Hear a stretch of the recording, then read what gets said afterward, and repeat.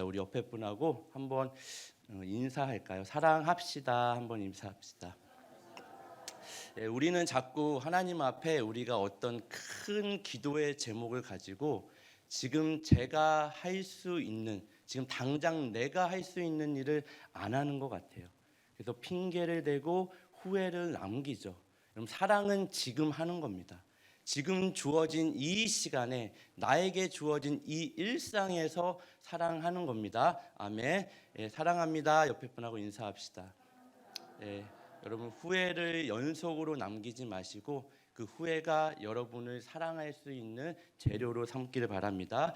예수님이 이 땅에 오셔서 제자들을 뽑으시고, 즉 사도들을 통해서 이 땅에 크게 두 가지의 사역을 맡기십니다. 하나는 하나님의 말씀을 기록하게 하시죠. 그래서 우리가 오늘 보고 있는 이 정확무호한 하나님의 말씀, 이 정확무호한이라는 뜻을 이해하시나요? 모든 성경 기자들이 하나님의 감동으로 이 하나님의 말씀을 기록하게 합니다. 하나님의 말씀을 기록하게 하시고, 다른 하나는 그 사도들에게 이 땅에 교회를 세우시게 합니다. 그 사도들이 기초가 되어서, 그들의 신앙 고백이 기초가 되어서 이 땅에 교회를 세우십니다. 그들의 신앙 고백은 뭐죠? 주는 그리스도시요 살아계신 하나님의 아들입니다. 이 신앙 고백 위에 하나님이 그 제자들이 기초가 되어 이 땅에 교회를 세우십니다. 그래서 교회는요, 저와 여러분은 이 살아계신 하나님의 아들 예수 그리스도 안에서만이 진정한 정체성과 그 필요를 채울 수 있는 줄 믿으시기 바랍니다.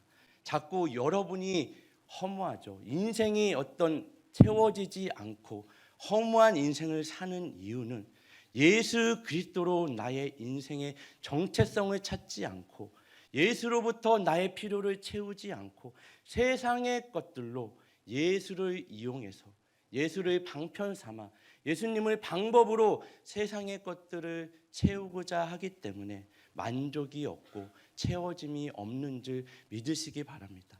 세상에 그 어떤 걸로 여러분 채워보셨죠? 만족함이 있던가요? 채워짐이 있던가요? 채워지지 않죠. 늘 허기지죠. 만족함이 없죠.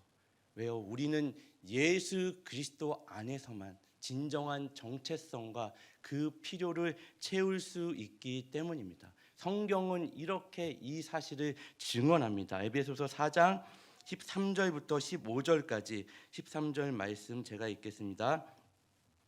우리가 다 하나님의 아들을 믿는 것과 아는 일에 하나가 되어 온전한 사람을 이루어 그리스도의 장성한 분량이 충만한 데까지 이르리니, 이는 우리가 이제부터 어린아이가 되지 아니하며 사람의 속임수와 간사한 유혹에 빠져 온갖 교훈의 풍조에 밀려 요동하지 않게 하려 함이라.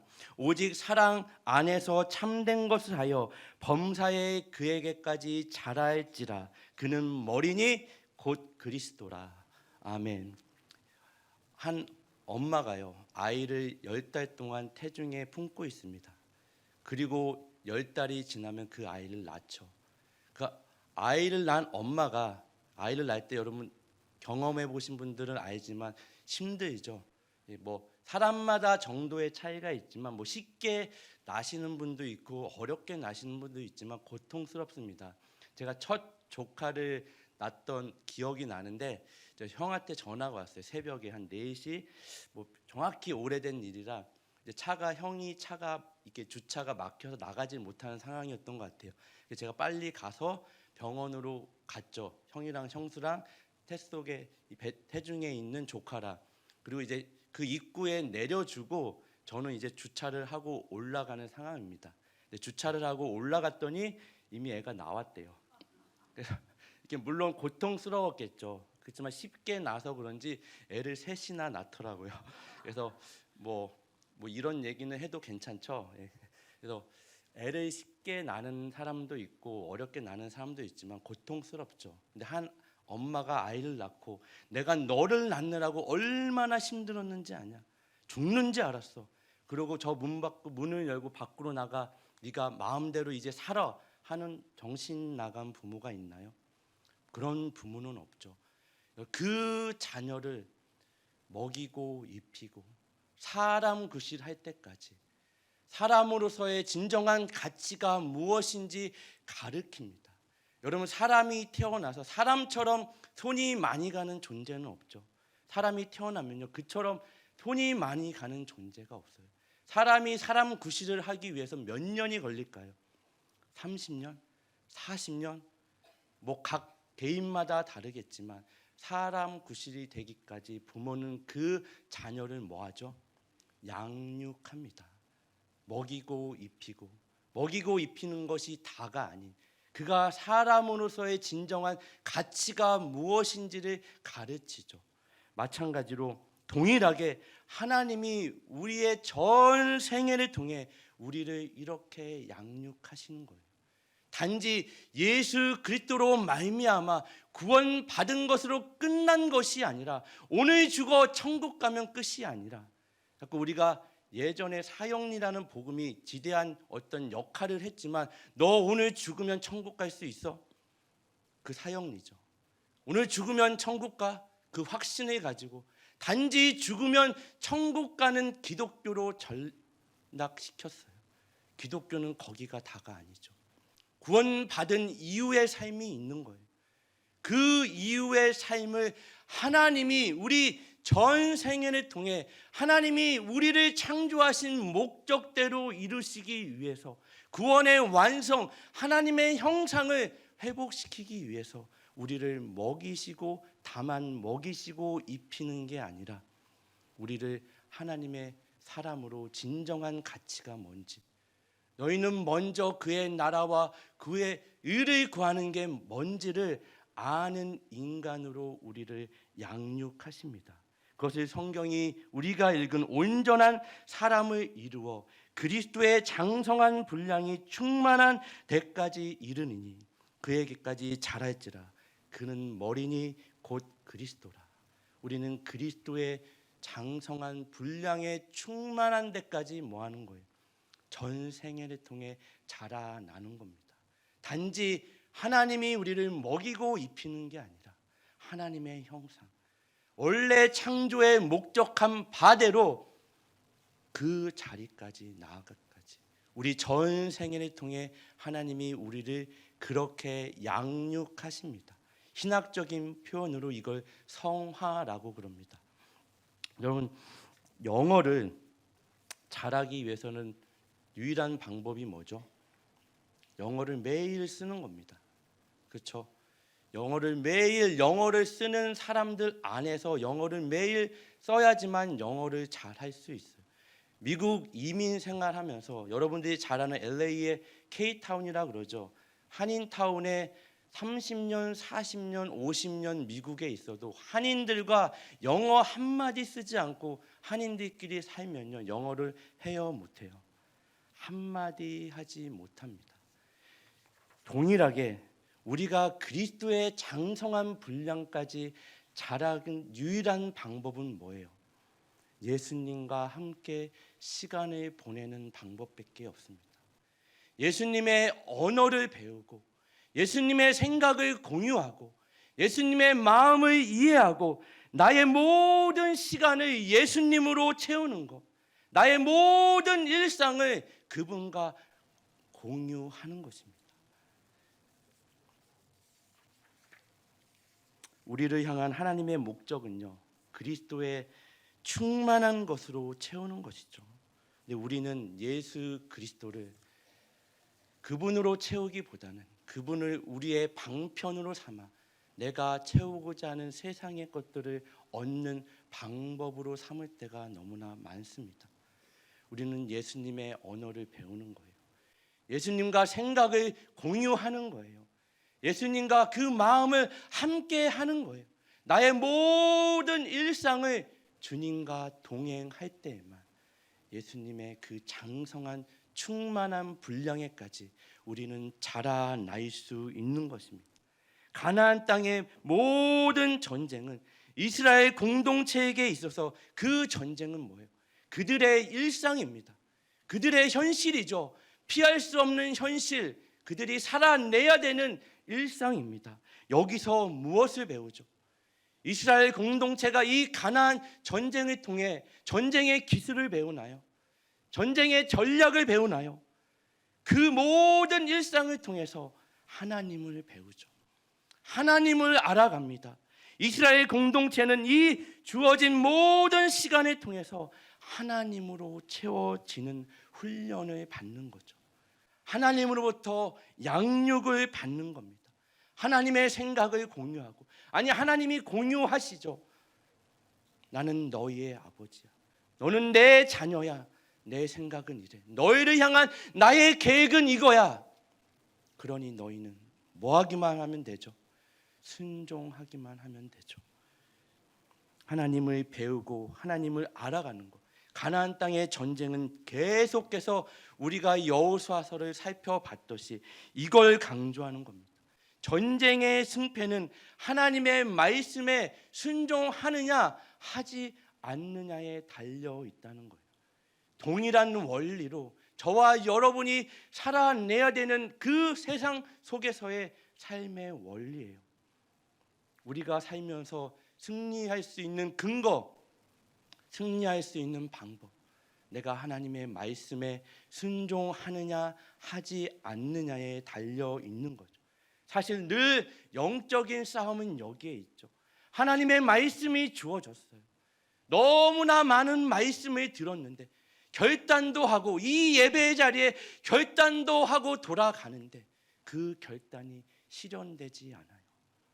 그 결단이 말씀으로 살아나지 않아요. 이 싸움을 하는 거죠. 내가 하나님의 말씀에 순종하느냐 순종하지 않느냐. 그래서 여호수아서는 순종에 관한 책입니다. 아니 모든 성경이 사실 이걸 이야기하는 거예요. 하나님 앞에 순종하지 못한 실패한 첫사람 아담이 인류의 죄를 갖고 끌고 들어옵니다. 순종할 수 없죠. 인간은 계속해서 넘어집니다. 순종하는 것에 실패해요. 그래서 예수님이 이 땅에 오신 거죠. 순종할 수 없는 우리를 위해서 예수님이 십자가에 죽기까지 뭐 하시죠? 순종하십니다. 그 순종하심으로 인해 부활의 생명을 우리에게 주시는 거예요. 우리의 어떤 노력과 공로가 아닌 예수 그리스도께서 아버지 하나님께 순종하심으로 말미암아 주어지는 구원, 은혜, 그 은혜와 구원을 붙잡고 여러분이 살아내야 되는 모든 일상의 그 근거가 되어서 하루하루를 살아낼 수 있는지 믿으시기 바랍니다. 이런 측면에서 가나안 땅의 전쟁은요, 두 이중적인 구조를 가지고 있어요. 이미 하나님이 그 땅을 말씀으로 약속하셨습니다. 이미 주셨죠. 하나님은 이미 주셨습니다. 하지만 전쟁을 이스라엘 백성은 해야 되는 측면이 있습니다. 계속해서 전쟁을 해야 돼요. 이미 주셨는데 싸워서 확인을 해야 되는 땅이 가나안 땅이고 해야 되는 전쟁이 가나안 전쟁입니다. 가나안 전쟁을 통해 그들의 현실을 통해 이스라엘 공동체는 매 순간순간 이 순종을 배우며 그렇게 자라나는 거죠. 그리고 여호수아서 10장에 와서 오늘 본문에 보니까 여호수아 1장에 하나님이 여호수아에게 강하고 담대하라, 두려워하지 마라, 너는 내가 함께 할 거야, 내가 어디를 가든지 너와 함께 할 거야. 그러니 강하고 담대하라, 두려워하지 마라, 내가 어디를 가든지 어디를 밟든지 내가 너와 함께 할 거야 라는 이 말씀이 지금 여호수아서 10장의 여호수아를 통해서 실현되는 모습이 그려지고 있습니다. 여호수아는 거칠 것이 없이 강하고 담대하게 가나안 남쪽 지역의 왕들을 하나님의 말씀대로 진멸하고 온전히 하나님께 바칩니다. 그리고 이 전쟁을 할 때마다 이스라엘과 여호수아와 이스라엘 공동체는 하나의 패턴처럼 전쟁을 마치면 꼭 돌아오는 곳이 있습니다. 어디죠? 길갈 진영으로 돌아옵니다. 이스라엘 공동체는 전쟁을 마칠 때마다 반드시 이 길가의 진영으로 돌아옵니다. 여호수아 10장 15절에 여호수아와 온 이스라엘이 더불어 길가의 진영으로 돌아왔더라. 오늘 본문이죠. 여호수아 10장 43절에도 여호수아가 온 이스라엘과 더불어 길가의 진영으로 돌아왔더라. 전쟁을 치르면 이스라엘 공동체는 반드시 이 길가의 진영으로 돌아옵니다. 여러분, 이 길가의 진영이 어떤 곳이죠? 우리가 몇 번 살펴봤죠. 이스라엘 공동체에게 있어서 이 길갈은 어떤 의미를 가지고 있습니까? 여호수아 5장 9절입니다. 여호와께서 여호수아에게 이르시되 내가 오늘 애굽의 수치를 너희에게서 떠나가게 하였다 하셨으므로 그곳 이름을 오늘까지 길갈이라 하느니라. 길갈의 뜻은 굴러가다, 수레바퀴라는 뜻이 있어요. 너희의 허물과 너희의 과거의 모든 죄악이 수레바퀴가 굴러가듯이 굴러갔다는 이야기예요. 누구의 공로로? 너희의 노력과 공로가 아닌 그 요단강에서 내가 죽어야 될 그 자리에 어린 양 대신 그 속죄소 위에 그 머시싯 위에 어린 양의 피를 부음으로 내가 죽어야 될 그 자리에 누가 죽죠? 어린 양이 대신 죽음으로, 어린 양의 공로로 지금 이 길가의 진영에 서 있을 수 있다는 것을 늘 상기시키는 것이 길갈입니다. 너희의 노력과 너희의 공로가 아닌 어린 양의 공로로, 십자가의 공로로 너희가 지금 살아 있음을 지금 이렇게 길가의 진영에 있는 이스라엘 공동체는 매 순간순간 상기시키고 기억하게 하는 겁니다. 그리고 또 길갈은 이스라엘 공동체에게 있어서 여리고성 전투를 앞두고 이 길갈에서 하나님이 이스라엘 공동체에게 뭘 명령하시죠? 할례를 명령하십니다. 그럼 할례가 뭐라 그랬죠? 몇 번 설명드렸죠. 쉽게 얘기하면 할례는 육체적으로 너는 죽었음을 상징하는 것입니다. 그럼 상식적으로 여리고성 전투를 눈앞에 뒀어요. 그 성은 큰 성입니다. 강한 성입니다. 굳게 닫히고 내 앞에 버팀목같이 떡 버티고 서 있습니다. 전쟁을 앞둔 상황에서 할례를 하나님이 명령하세요. 상식적으로 이게 맞나요? 전쟁을 눈앞에 두고 할례, 고통스러운 할례를 명령하세요. 왜 여리고성 전투를 눈앞에 두고 하나님이 이스라엘 공동체에게 할례를 명령할까요? 앞으로 있을 이 싸움은 너희가 싸우는 거 아니다. 너희의 육체적인 어떤 노력과 능력으로 쳐들어가서 빼앗는 땅이 아니라 내가 너희에게 준 말씀에 순종할 때 너희가 하나님의 약속하신 그 말씀을 성취하며 경험하는 것을 확인하는 싸움이라고 다시금 하나님이 이들에게 상기시키고 기억시키기 위해서 할례를 명령하십니다. 이미 주어진 땅이지만 그들은 순종하며 싸움을 해야 되는 땅이 가나안 땅이라는 것이죠. 여러분, 여호수아서를 쭉 보면 실질적으로 1장부터 이스라엘 공동체가 가나안 땅에서 그 전쟁을 이스라엘 공동체가 싸우나요? 하나님이 싸우시죠. 이스라엘 공동체는 단지 하나님의 말씀에 뭐 하기만 하면 되죠. 순종하기만 하면 됩니다. 실질적으로 싸우시는 분은 하나님이 싸우십니다. 오늘 본문 말씀 40절을 같이 읽어볼까요? 이와 같이 여호수아가 시작.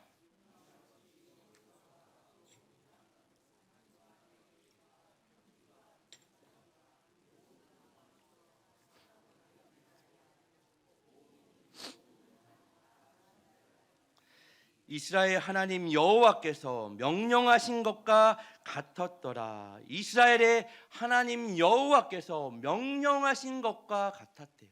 명령대로 행했죠. 순종했더니 42절에 이스라엘의 하나님 여호와께서 이스라엘을 위하여 싸우셨으므로 여호수아가 이 모든 왕들과 그들의 땅을 단번에 빼앗으니라. 아멘. 말씀대로 순종했더니 누가 싸웠다고요? 하나님이 싸우셨대요. 사실 가나안의 모든 전쟁은요, 사실 하나님이 이스라엘 백성에게 이걸 물어보는 겁니다. 너 내 힘과 내 능력으로 싸울래? 아니면 내 힘과 내 능력으로 싸울래? 하나님이 이 전쟁을 통해서 매 순간 물어보는 건 사실 이거예요. 내 힘과 내 능력으로 살아갈래? 아니면 내 힘과 내 능력을 의지해서 살아갈래? 이걸 물어보시는 겁니다.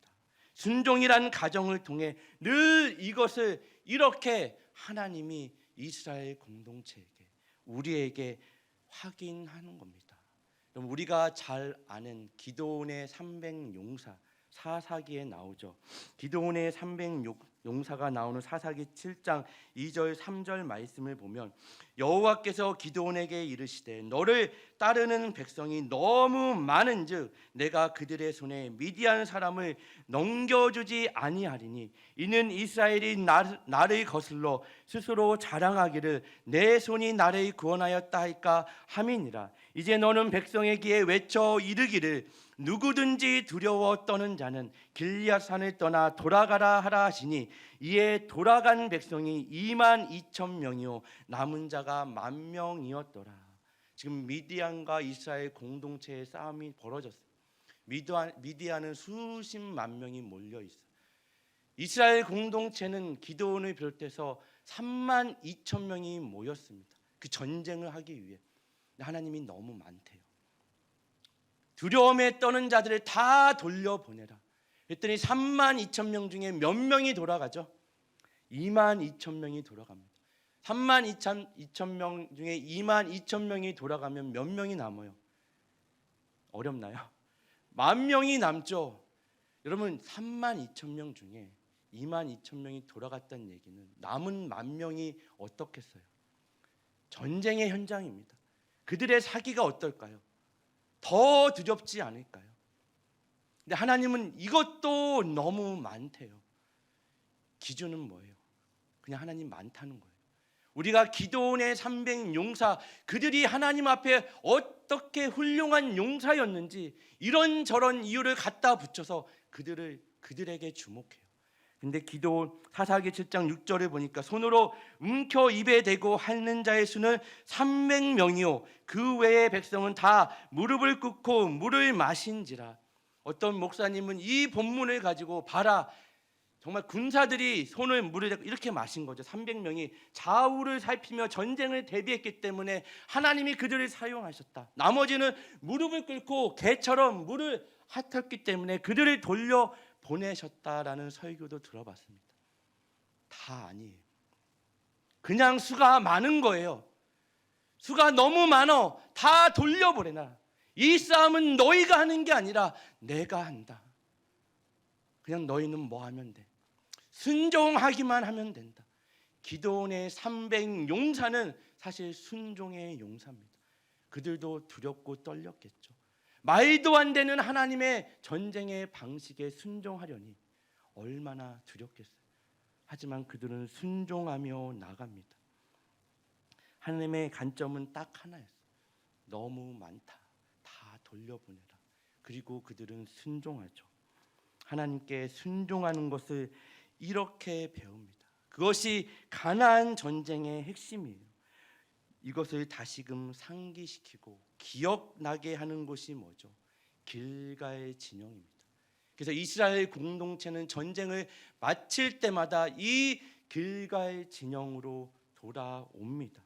우리 삶에서도 동일하게 적용되어져야 될 말씀이죠. 우리가 늘 세상 속에서 세상과 힘겹게 살아가면서 다시금 이 예배의 자리로 나와야 되는 이유가 여기에 있죠. 이스라엘 공동체에게 그 어린 양의 공로, 십자가의 공로를 상기시키고 기억나게 하는 장소가 길갈이라면 우리에게는 이 예배의 현장이죠. 매일매일 힘들게 여러분들이 살아내는 그 삶의 현장에서 지치고 상한 심령을 가지고 이 예배의 자리로 나와 그럼에도 불구하고 어린 양의 공로로, 십자가의 공로로 너의 힘과 너의 능력이 아닌 내가 한다. 예, 종민아, 너의 힘과 너의 능력으로 주어진 그 모든 삶의 현장에서 살아내고 승리하는 게 아니다. 그것에 근거를 두지 마라. 내가 한다. 내 힘과 내 능력으로 하니 너는 뭐 하면 돼요? 하나님의 말씀에 순종하기만 하면 되는 것이죠.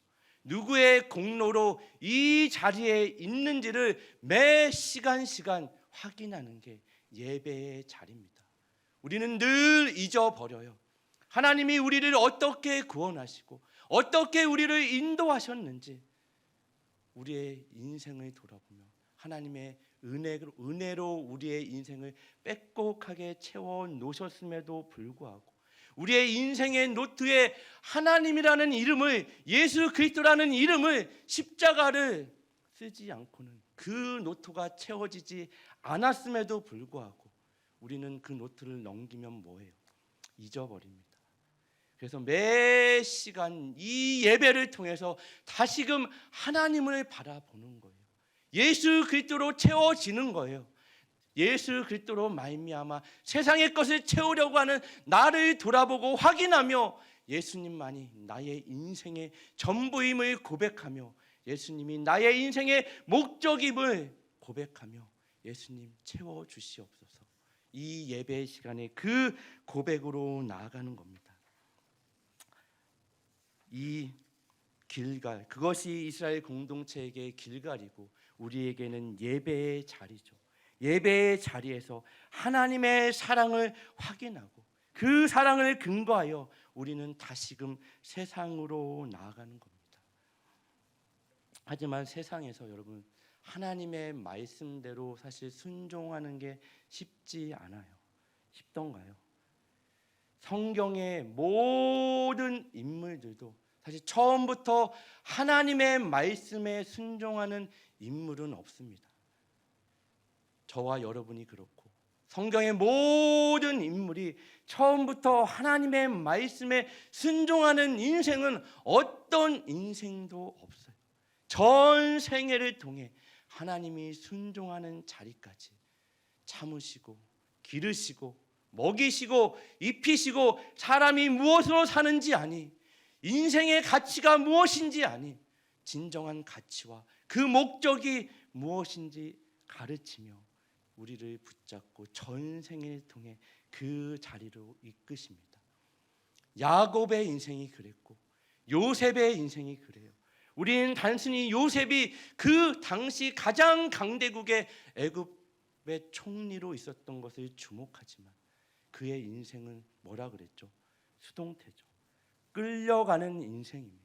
성경은 그의 인생을 말하기를 그의 발은 착고에 차고 그의 몸은 쇠사슬에 묶여서 끌려가요. 어디까지? 하나님의 말씀이 응할 때까지. 그가 이게 무슨 일인지 알지도 못한 채 그냥 어쩔 수 없어서 그의 발이 착고에 찼기 때문에, 그의 몸이 쇠사슬에 묶였기 때문에 꿈이 꾸어지죠. 형들에게 팔려가죠. 감옥에 들어갑니다. 그냥 끌려가는 인생. 언제까지요? 하나님의 말씀이 응할 때까지. 여러분의 인생에서 끌려가는 것 같은 것을 느낄 때마다 하나님의 말씀이 응하는 거구나. 내 삶을 통해 하나님이 일하고 계시구나. 내 발은 착고에 묶이고 내 몸은 쇠사슬에 묶여서 하나님께 끌려가는 인생이지만 하나님의 말씀이 응하겠구나. 내 삶을 통해서. 야곱은 어때요? 야곱이 그 창세기 47장 9절을 보면 이제 바로 앞에 씁니다. 그 당시 가장 강대국, 절대 권력을 가진 그 바로에게 망설임 없이 그가 손을 얹어 축복을 합니다. 하나님의 이름으로 축복을 해요. 야곱은 그런 사람이 아니었죠. 그가 그 험난한 인생을 살았다고 바로에게 고백합니다. 창세기 47장 9절, 야곱이 바로에게 아뢰되 내 나그네 길의 세월이 130년이니이다. 내 나이가 얼마 못되니 우리 조상의 나그네 길의 연조에 미치지 못하나 험악한 세월을 보내었나이다. 그 험악한 세월을 통해 그는 하나님이 만드신 거예요. 그 긴 세월을 통해 바로에게 축복할 수 있는 자리까지. 그는 그의 이름의 뜻이 뭐죠? 약탈자입니다. 그의 인생의 필요를 남을 속여가며 약탈하며 그의 필요를 채우며 살아가는, 홀로 그와 같이 살아가는 인생이었죠. 그 인생에 하나님이 찾아와 씨름을 거십니다. 야곱이 하나님께 매달려 기도한 게 아니에요. 하나님이 찾아오시죠. 홀로 버려진 그와 같은 그 인생에 찾아오셔서 야곱의 이름을 물으시죠. 내 이름이 무엇이냐? 하나님, 야곱입니다. 맞다, 내 이름은 야곱이다. 너는 내 인생을 지금까지 남의 것을 빼앗으며 남을 속이며 약탈하며 내 필요를 내가 채우며 힘들게 살아왔구나. 이제는 너의 이름을 야곱이라 하지 말고 이스라엘이라 할지니라. 내가 싸운다. 내가 너와 함께한다. 너는 더 이상 고아가 아니야. 내 자녀야. 내가 기르고 입히는, 너의 필요를 내가 채우는 너는 내 자녀다. 그가 그 험악한 긴 세월을 통해 바로에게 축복할 수 있는 자리까지 나갑니다. 여러분, 우리 인생이 그렇죠. 하나님이 일하십니다. 늘 예배의 자리에 우리가 확인해야 되는 것은 다른 것이 아니라 지금까지 지난 한 주간 나의 심과 나의 능력과 나의 경험과 나의 그 모든 것들로 살아내는 인생이었습니다. 하나님 다시금 확인합니다. 내 심과 내 능력이 아닌 하나님의 심과 하나님의 능력을 붙잡고 주어지는 그 한 주간에도 이 하나님 바라보며 예수 그리스도가 나의 인생의 전부이며 목적인 것을 고백하며 그 하루하루를 살아낼 수 있는 자리가 이 예배의 자리입니다. 이 예배에 그걸 확인하는 거예요. 그 예배의 시간에 그것을 확인하고 붙잡고 그 능력을 가지고 여러분들이 보냄받은 그 삶의 자리에서 일상을 살아내셔야 되는 겁니다. 하나님이 우리를 부르셨지만 사실 우리는 매 순간순간 순종하는 데 실패합니다. 잘 안 되죠. 우리의 지난 날들을 돌아보면 매 순간순간이 순종하는 데 실패한 그림밖에는 없어요. 그래서 예수 그리스도가 이 땅에 오신 거예요. 순종할 수 없는 인생들을 위해서 순종하는 인생으로 예수 그리스도가 이 땅에 오셔서 어디까지 순종하세요? 십자가까지 순종하십니다. 죽기까지 순종하세요. 너희가 하지 못하는 그 순종을 내가 한다. 그리고 우리에게 부활의 생명을 주시는 겁니다. 그 부활의 생명을 붙잡고 순종할 수 없던 우리가 순종할 수 있는 자로 나아가는 겁니다. 믿으십니까? 우리 찬양팀 나와주시고, 우리는 늘 실패할지 모르겠어요. 순종할 수 없는 조건들을 하나님 앞에 이렇게 아뢰지 모르겠어요. 하나님, 이 조건 가지고요 어떻게 순종해요? 하나님, 나에게 이것만 허락해 주시면 어쩌면 우리의 평생에 하나님이 여러분들이 예수를 믿은 것으로 증명하고 싶은, 세상에 증거하고 싶은 것들 있잖아요. 예수를 믿은 것으로 증거하고 싶은, 봐라 내가 예수를 믿었더니 남편의 사업이 이렇게 잘 되더라, 암이 떠나가더라, 자녀가 승승장구하더라. 이런 것들은 어쩌면 저와 여러분 평생에 하나님이 허락하지 않을지 모르겠습니다. 이런 걸로 우리 예수 믿는 거를 증거하려고 하지 마시고 지금 주어진 그 자리에서 그 조건을 가지고 하나님, 내가 이 삶을 온전히 올려드립니다. 불평하는 자리, 원망하는 자리가 아니라 감사와 기쁨이, 예수 그리스도 안에서의 주어지는 진정한 감사와 기쁨이 무엇인지 그것을 늘 확인하며 하나님, 내가 순종할 수 없는 자리에서도 하나님을 예배할 수 없는 그 조건에서도 하나님, 내가 순종할 수 있는, 예배할 수 있는 자로 나아가게 하여 주시옵소서. 이 마음을 담아 우리 같이 찬양하며 하나님 앞에 귀한 예물 드리기를 원합니다.